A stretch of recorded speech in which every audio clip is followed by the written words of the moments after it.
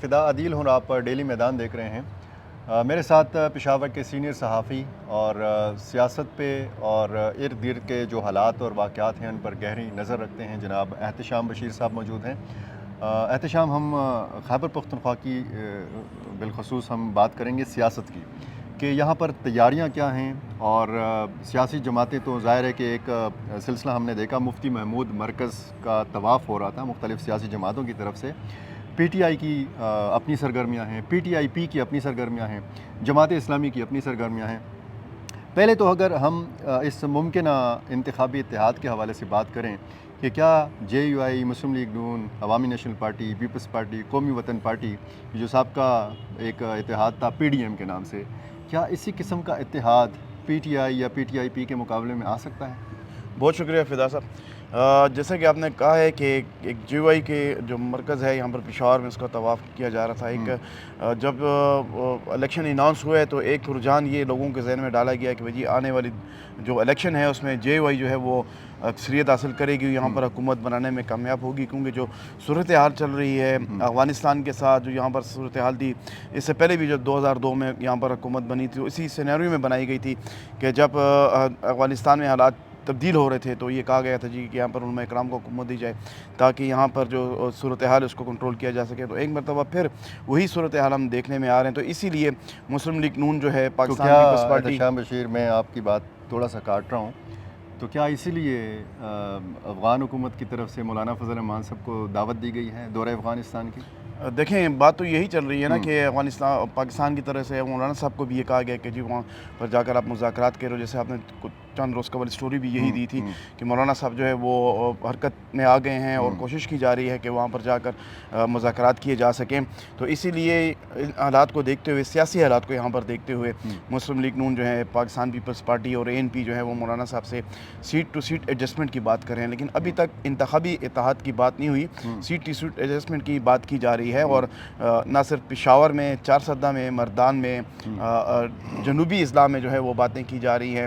تو یہ بات چیت چل رہی ہے یا رک گئی ہے؟ نہیں، بات چیت چل رہی ہیں، لیکن سیٹ ٹو سیٹ ایڈجسٹمنٹ کے حوالے سے چل رہی ہیں، اور مشکلات بھی ہیں کافی جگہ کے اوپر۔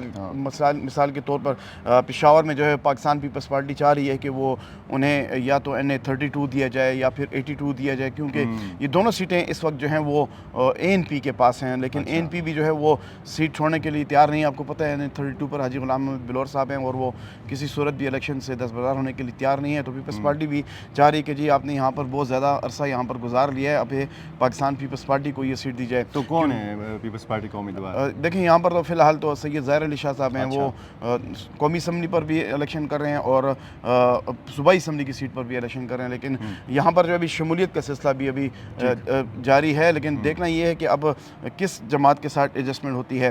اور یہ دونوں جماعتیں، عوامی نیشنل پارٹی اور پیپلز پارٹی، ایک دوسرے کے بندے بھی توڑ رہی ہیں، ایسا ہی ہے؟ بالکل ایسے ہی ہیں۔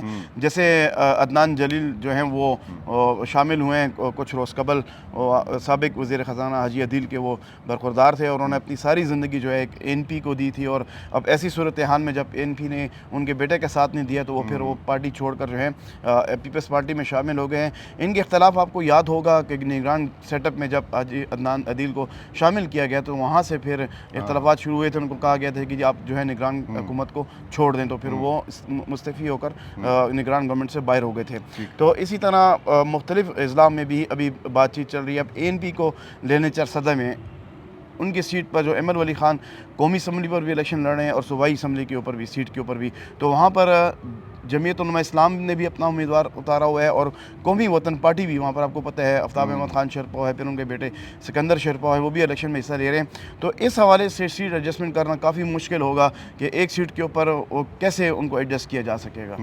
اور یہ جو سیٹ ایڈجسٹمنٹ میں ظاہر ہے کہ آپ نے جس طرح کہا کہ مشکلات ہیں، ایک امیدوار نے تیاری کی ہوتی ہے اور پھر اس کو عین وقت پہ بتا دیا جائے کہ جی ہم نے تو فلاں جماعت کے ساتھ سیٹ ایڈجسٹمنٹ کر لی، آپ پیچھے ہٹ جائیں، تو اس میں ناراضگیاں بھی سامنے آ جاتی ہیں۔ تو ناراضی کا سلسلہ جو ہے وہ ان جماعتوں کے بیچ میں شروع ہو چکا ہے؟ فی الحال تو ایسی بات سامنے نہیں آ رہی، فی الحال تو باتیں چل رہی ہیں کہ بھئی یہ سیٹ ہمیں دے دیں، یہ سیٹ آپ لے لیں۔ اگر آپ یہاں پر چرسدہ میں آپ کو ایڈجسٹ کرتے ہیں تو آپ جنوبی اضلاع میں یا بنو میں یا کرک میں ہمیں ایڈجسٹ کر دیں. تو یہ بھی باتیں چل رہی ہیں, لیکن باتیں ابھی فائنلائز ابھی ہونا باقی ہیں, کیونکہ مولانا صاحب نے جب ملاقات کی تھی نواز شریف صاحب سے تو زرداری صاحب سے, تو اس میں یہی بات ہوئی تھی کہ ہم جو ہے خیبر پختونخوا میں ہم سیٹ ایڈجسٹمنٹ کر سکتے ہیں. تو اسی طرح مولانا صاحب نے ہماری اطلاع یہ ہے کہ انہوں نے پنجاب میں بھی نواز شریف صاحب سے جب بات ہوئی تھی تو انہوں نے پنجاب میں بھی اپنی کچھ نشستیں مانگی ہیں نواز شریف صاحب سے کہ ہمیں بھی پنجاب میں حصہ دیا جائے. تو وہ بھی بات چیت ادھر چل رہی ہے, کیونکہ ابھی نواز شریف صاحب سننے میں آ رہا ہے کہ کافی بیمار بھی ہو گئے ہیں اور علاج کے لیے وہ بھی سوچ رہے ہیں کہ ان کا علاج شروع کیا جا سکے. تو ابھی کچھ چیزیں ابھی باقی ہیں, لیکن وہ کہتے ہیں نا کہ کم وقت ہے اور مقابلہ سخت ہے. تو احتشام, جو مولانا صاحب کی جماعت جمعیت علماء اسلام, اس کے حوالے سے آپ نے بھی کہا کہ ایک تاثر تھا کہ جی یہ زیادہ نشستیں حاصل کر سکتی ہے خیبر پختونخوا کے اندر, اور کچھ بلکہ بہت زیادہ علاقوں میں ہم نے دیکھا کہ الیکٹیبلز بھی JUI میں شامل ہوئے ہیں, ایسی شخصیات شامل ہوئی ہیں. لیکن اس کے باوجود مولانا صاحب کی باتوں سے لگتا ہے کہ ان کے کچھ خدشات بھی ہیں. وہ کیا خدشات ہیں؟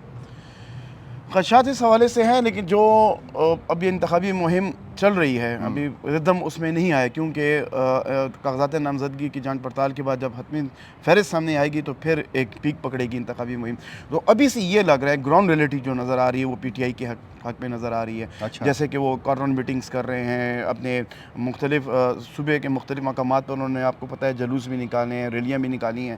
لوگوں کی جو رائے سامنے آ رہی ہے وہ PTI کے حق میں آ رہی ہے. تو مولانا صاحب کو اس خدشے کا اظہار ہے کہ اگر الیکشن ہو جاتے ہیں اور الیکشن فیئر اینڈ فری ہوتے ہیں تو اس میں PTI کو جو ہے وہ سبقت حاصل ہو سکتی ہے. تو لیکن احتشام, یہ بات بھی تو ہے نا کہ کچھ چیزیں اسٹیبلشمنٹ کے حوالے سے بھی کہی جا رہی ہیں. کہا جا رہا ہے کہ جی بیوروکریسی میں جو تبادلے اور تقرریاں کی گئی ہیں یہ محمود خان اور پرویز خٹک کے کہنے پر کی گئی. ان کے جو قریبی لوگ تھے, جو بیوروکریٹس تھے, وہ آج اہم عہدوں پہ ہیں اور انہی کی نگرانی میں پھر الیکشن ہوگا. تو اس قسم کے خدشات نہیں ہیں مولانا صاحب؟ بالکل اس قسم کے خدشات JUI کی طرف سے ڈائریکٹ تو نہیں, انڈائریکٹلی یہ کہا جا رہا ہے, اور سیاسی حلقوں میں یہ بات بار بار کہی جا رہی ہے کہ اس وقت جو تبادلے کیے جا رہے ہیں اس وقت بھی وہ پرویز خٹک صاحب کی طرف سے کی جانب سے کیے جا رہے ہیں, ان کے اشاروں پر کیے جا رہے ہیں. اسی صورتحال پر جو ہے مولانا صاحب نے بھی کئی بار اشارتاً یہ کہا ہے کہ ہمیں کچھ خدشات ہیں اس حوالے سے, لیکن ابھی ڈائریکٹلی انہوں نے اس چیز سے اپنے خدشات کا اظہار نہیں کیا ہے. لیکن اشارہ ان کی طرف یہی ہے کہ صوبے میں اگر یہی صورتحال رہتی ہے تو پھر ان کو الیکشن کیسے کیا جا سکے گا. تو آپ کو کیا لگتا ہے کہ مقابلہ کن 2 یا 3 یا 4 جماعتوں کے بیچ میں ہو سکتا ہے؟ دیکھیں اوورآل ہم پورے صوبے کی ایسی صورتحال نہیں دیکھ سکتے کہ کن جماعتوں کے درمیان مقابلہ ہوگا. ہم ڈسٹرکٹس وائز دیکھ سکتے ہیں. جیسے جنوبی اضلاع میں آپ کو پتہ ہے JUI جو ہے دیگر جماعتوں کی نسبت اسٹرانگ ہے. DI خان میں جو ہے وہ PTI تھوڑی سی اسٹرانگ ہے رہی ہے, حالانکہ وہاں پر JUI کا غلبہ رہا ہے. اگر ہم پشاور کی بات کریں تو پشاور میں جو ہے وہ اس وقت ANP اور PTI کے درمیان جو ہے وہ مقابلہ چل رہا ہے. اسی طرح اگر ہم ہزارہ کی بات کریں تو وہاں پر مسلم لیگ نون بھی ہے, وہاں پر بھی ان کا سیٹ اپ ہے, اور نواز شریف خود بھی وہاں سے الیکشن لڑنے جا رہے ہیں. تو وہاں پر بھی مشتاق غنی کا ایک وہاں پر جو اسپیکر ہیں خیبر پختونخوا اسمبلی کے, ان کا بھی ایک کردار رہا ہے. تو مختلف اضلاع میں اگر ہم سوات کی بات کریں تو سوات میں جو ہے وہ بھی وہاں پر ANP بھی ہے, JUI بھی ہے, اور PTI بھی ہے, اور PTI-P بھی ہے, کیونکہ محمود خان جو ہے وہاں سے ہیں. انہوں نے ملاکنڈ سے بھی کوئی الیکٹیبلز جو ہیں وہ آپ کو پتہ ہے شامل کیے ہوئے ہیں اپنے ساتھ.